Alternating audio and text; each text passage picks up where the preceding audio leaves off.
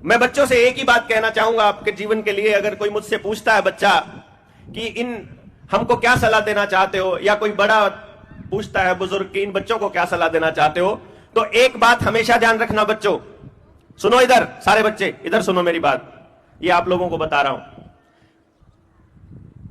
आपको परमात्मा ने बहुत स्पेशल बनाया है, पता है आपको, और हर बच्चे को कुछ ना कुछ खास टैलेंट देके भेजा हुआ है। अभी आपने उस टैलेंट को देखा नहीं है, अभी आप उस टैलेंट को जानते नहीं हो, और आप उस टैलेंट को कभी नहीं जान पाओगे जब तक सिर्फ पढ़ाई करोगे। क्योंकि अगर आप सुबह से लेकर रात तक पढ़ाई के बारे में ही सोचते रहोगे और पढ़ाई ही करते रहोगे, तो वो दूसरा टैलेंट क्या है आपके अंदर वो कैसे पता चलेगा। तो इसीलिए पढ़ाई के साथ आपको कुछ ना कुछ और भी करते रहना पड़ेगा। और जब आप कुछ करना शुरू करोगे तो कुछ करते करते कुछ दिनों के बाद आप बोर हो जाओगे, फिर उसको छोड़ने का मन करेगा, फिर कोई दूसरी काम करोगे, फिर उसको छोड़ने का मन करेगा।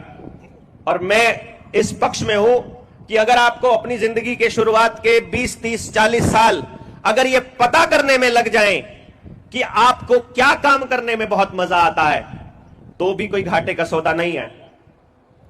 इसीलिए अभी से टारगेट मत बनाओ अपनी जिंदगी का।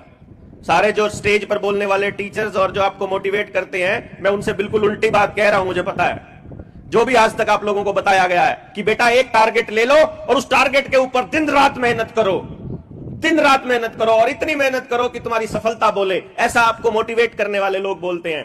लेकिन यकीन मानिए, आप कितनी ही मेहनत कर लो, आपको पढ़ाई के अलावा दूसरी मेहनत करने के लिए कोई नहीं बोलेगा।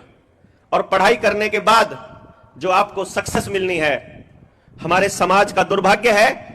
और मैं आपसे माफी मांगते हुए यह बात कह रहा हूं कि मैं आपकी बड़ी पीढ़ी का व्यक्ति इस बात का जिम्मेदार हूं कि हमने एक ऐसी व्यवस्था बनाई है जहां 10 लाख बच्चे फॉर्म भरते हैं और सिर्फ 1000 बच्चों का सिलेक्शन होता है, जिसमें पास होने की गारंटी मात्र 0.01%, यानी 99.99% बच्चा फेल होगा। हमने यह व्यवस्था बनाई हुई है आपके लिए, और यह बड़ा दुर्भाग्यपूर्ण है। और आज यहां आने का मकसद यह है कि हम सब मिलकर के, बड़ी पीढ़ी वाले कुछ लोग मिलकर के चर्चा कर लें कि जो व्यवस्था अभी चल रही है, यह हमारे बच्चों की बर्बादी के अलावा कुछ भी नहीं है। वो जो कल्पना ने अपना दर्द बयां किया, सिर्फ इसका नहीं है।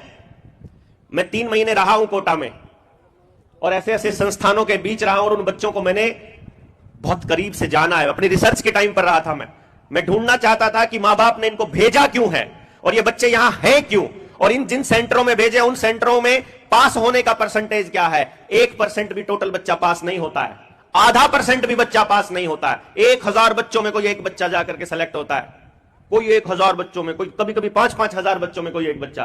क्योंकि पूरे देश में जो सिलेक्शन रेट है कहीं पर भी किसी भी जॉब के लिए, वो 1% से ऊपर का नहीं है। इसका मतलब 99% बच्चे हमारे फेलियर ही रहेंगे।